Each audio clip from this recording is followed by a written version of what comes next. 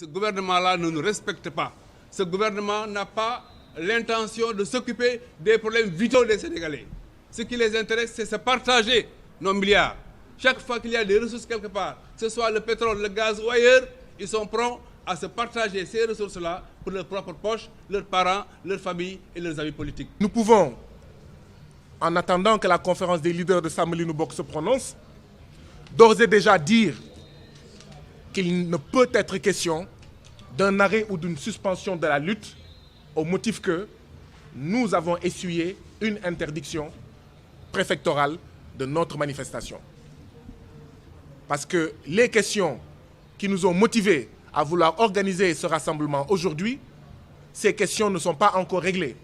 Or, ces questions posent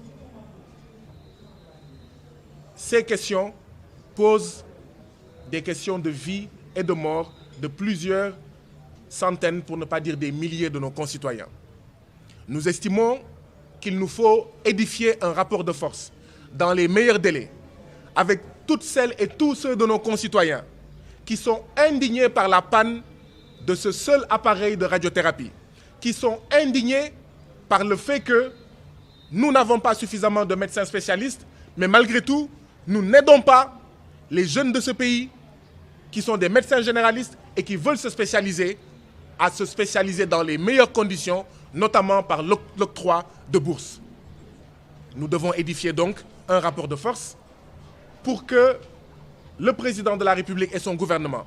reçoivent dans les meilleurs délais les syndicats des travailleurs de la santé et de l'action sociale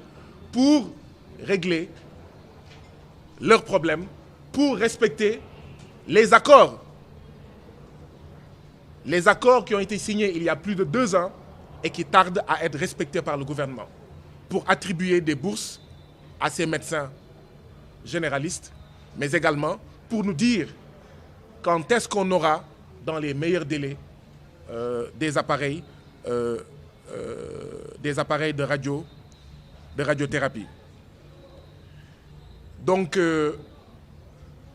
la lutte va se poursuivre. Ce sont les détails ou la forme de cette lutte que les leaders de Samuel Bok sont invités à définir certainement dans les jours à venir. Mais la lutte ne peut pas ne pas continuer quand nous avons en face un gouvernement qui, au lieu de prendre l'argent du peuple pour soigner le peuple, préfère prendre l'argent du peuple pour créer des institutions budgétivores, pour instituer des fonds secrets qui ne servent juste qu'à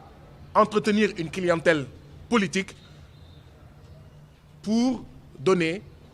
comme ça a été le cas, nous l'avons dit tout à l'heure, à des militants qui sont allés le voir au palais le 3 décembre,